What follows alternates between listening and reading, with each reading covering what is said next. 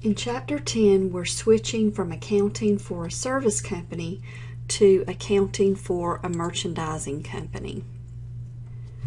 A merchandiser purchases merchandise from another company, marks it up to make a profit, and then sells it to customers.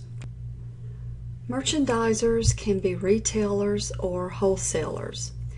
Retailers sell to customers who are the final consumers of the product.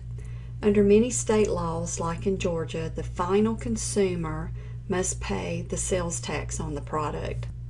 So some sales transactions in Chapter 10 will involve sales tax. Wholesalers sell to retailers only, so there will not be any sales tax involved on those transactions.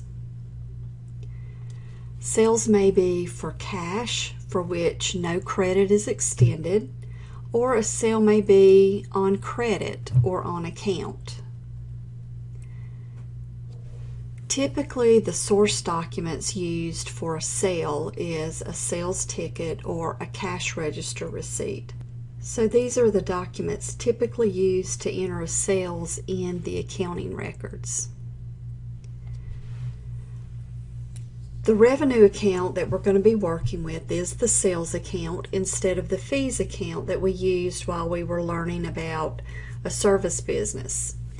Sales is a revenue account, so it has a normal credit, just like all other revenue accounts. So now we'll look at how to record a sale in the accounting records.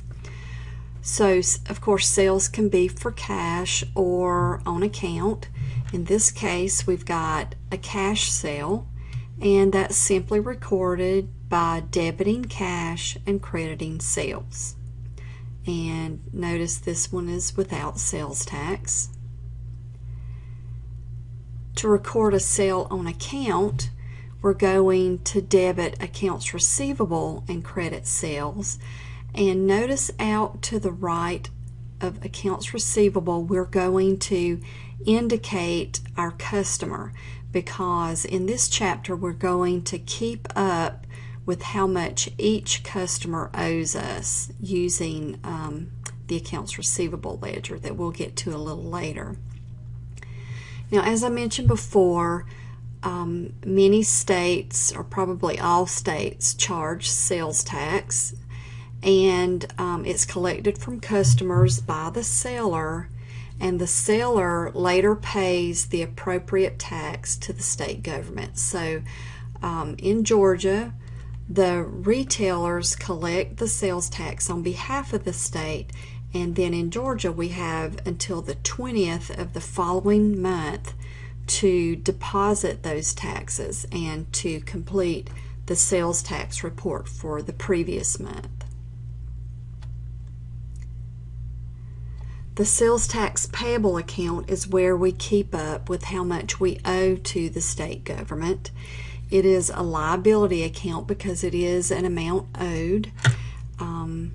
We are going to use it to record the sales taxes on retail purchases, and it is credited when a sale is made.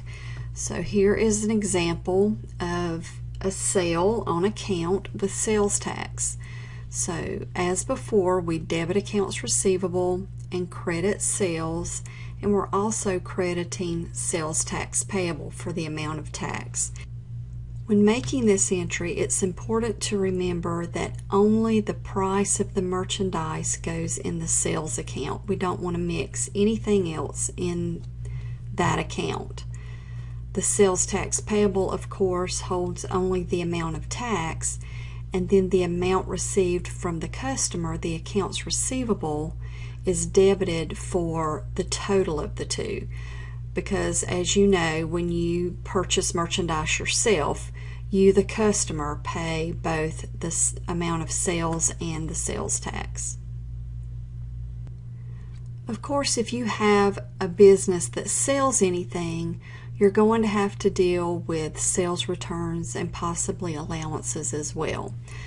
A return results when a buyer returns part or all of the purchase to the seller. An allowance results when the buyer decides to keep the merchandise even though it might be a little damaged or defective, and they want a reduction in the price. Obviously, a sales return or allowance will result in a reduction in a company's sales revenue. Okay, so we're going to now look at the sales return and allowances account. It's a contra revenue, meaning that it is opposite the revenue account. So if a revenue has a credit balance, sales returns and allowances has a debit balance. If there has been a return on a cash sale, obviously cash will have to be returned. But if there's been a return on a credit sale, the seller issues a credit memo and credits the customer's account. We'll take a closer look at the actual journal entry for a sales returns and allowance in a couple of slides. Here's an example of a credit memorandum or a credit memo, and it just lists the name of the customer and the amount that that customer's account will be reduced. Okay, in looking at the sales returns and allowances journal entry, notice that it is the opposite of the sales entry.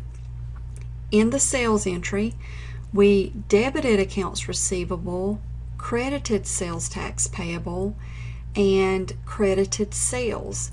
But in a return, we turn the sales entry upside down. So we are now crediting the accounts receivable to reduce the customer's account. We're going to debit sales tax payable to reduce the amount of sales tax owed to the state. And then we're going to debit sales returns and allowances. We would not use the sales account here because we just want the sales account to reflect our gross sales. We want the returns kept separate, so we're going to use sales returns and allowances instead of the sales account and debit that only for the amount of merchandise. Sales returns and allowances can require an end of period adjustment.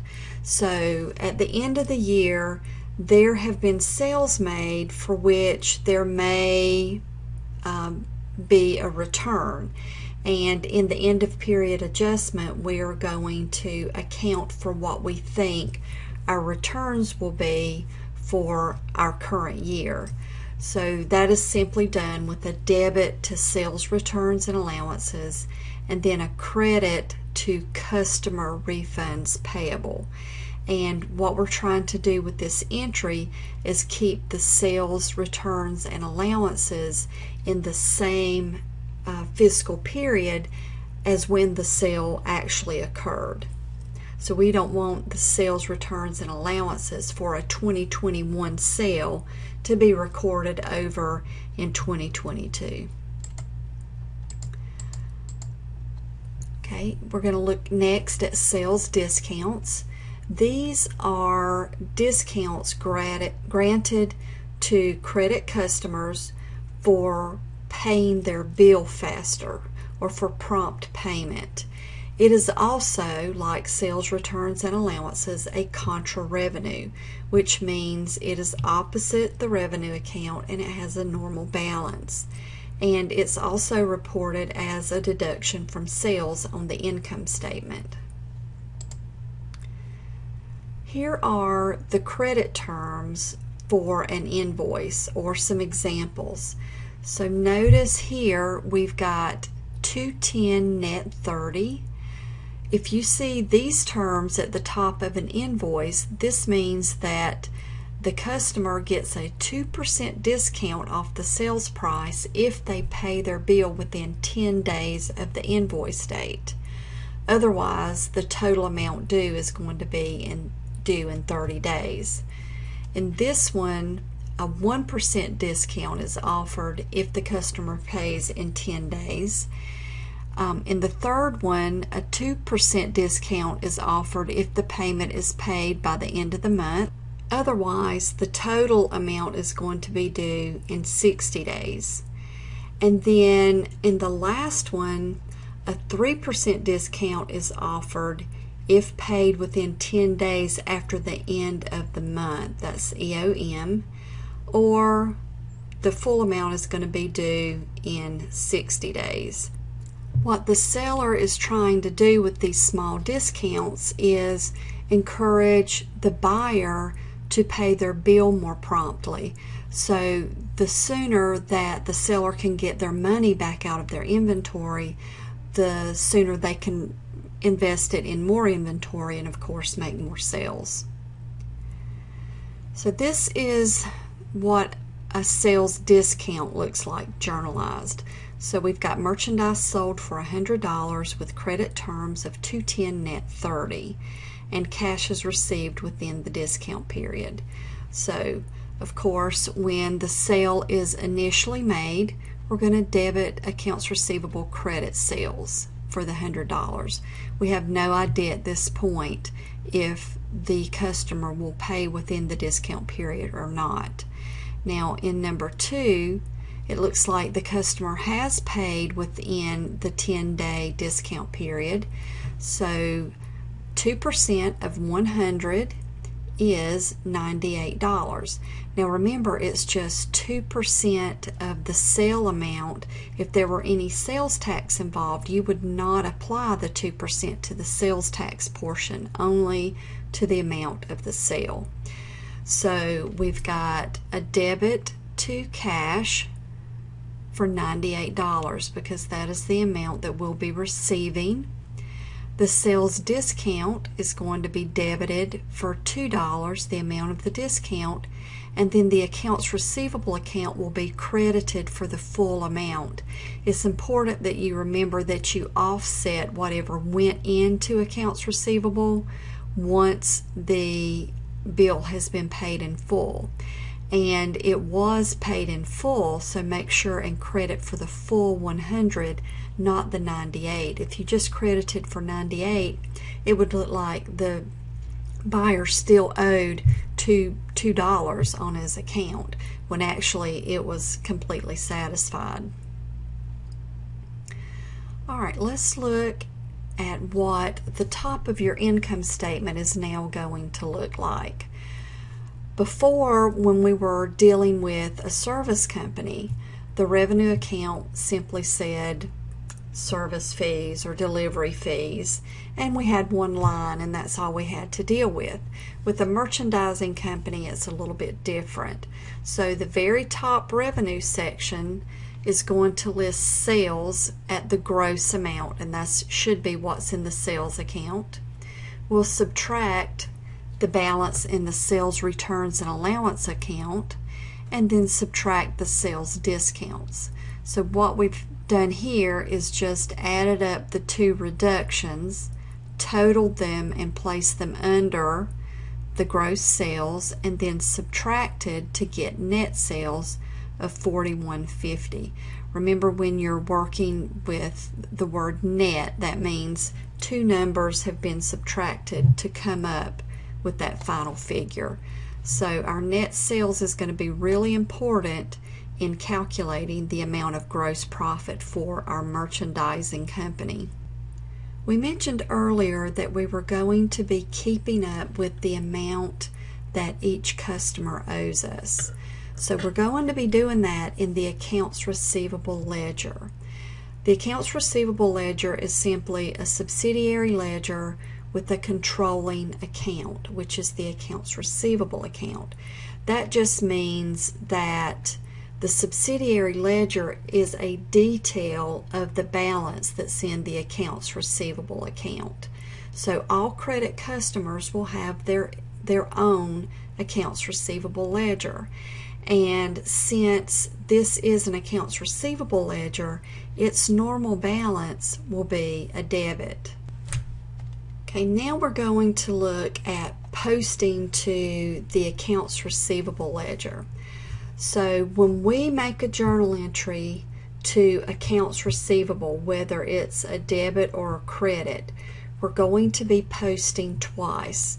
we'll post once to the accounts receivable account in the general ledger, and then we're going to post a second time to the customer's account in the accounts receivable ledger. So anytime you see accounts receivable in the general journal, you know that it will need to be posted twice, to the general ledger and then the customer's account. So when we post to the accounts receivable ledger, we want to make sure that that's done as quickly as possible so that the customer's account will be up to date. So we try to do that on a daily basis. Now, the schedule of accounts receivable is prepared at the end of the period. It's simply a listing of all the customers in our accounts receivable ledger with balances. So we will look at the total on our schedule of accounts receivable and compare that with the accounts receivable balance in the general ledger. Here's an example of a schedule of accounts receivable. Here's Lakeside Electronics and the customers who owe Lakeside as of November 30th. If we add them up, the total is $11,111, and we need to go over to the general ledger accounts receivable account, the controlling account, and make sure that the two balances equal, and in this case they do agree. So next we will look at recording cash receipts. So far we've looked at the sale entry, a sale for cash, and a sale on account. We've looked at the sales return journal entry. Now this is a customer payment journal entry. So eventually our customers will make a payment on account to us. So that's just a debit to cash and a credit to accounts receivable. And notice on the accounts receivable we have the customer name so that we can update the customer's accounts receivable ledger. The last entry we'll look at deals with credit card sales. So when we record a credit card sale, we're going to record it very similar to a cash sale, because pretty much the company will get their money almost immediately from the credit card company once the sale is made. Now, of course, they're not going to get the full amount that they would normally get with a cash sale, because the credit card companies charge a fee for their services. So the amount of cash that is received by the company will be reduced by 3 to 7%, depending on the credit card. Now let's look at how to journalize a bank credit card sale. Remember that they are recorded very similar to a cash sale. So here we've got sales credited for the amount of merchandise, sales tax payable credited for the amount of sales tax, and with a normal cash sale we would debit cash for $105. Well, now we have to share that cash with the bank credit card company. So if the bank credit card company charges 4%, it's going to be 4% times the $105. So the credit card company will keep $4.20 and send us the remainder of $100.80. So it's the same as a cash sale, except you're having to split your cash here with the bank credit card company. And remember that the 4% applies to the entire amount, not just the sale amount.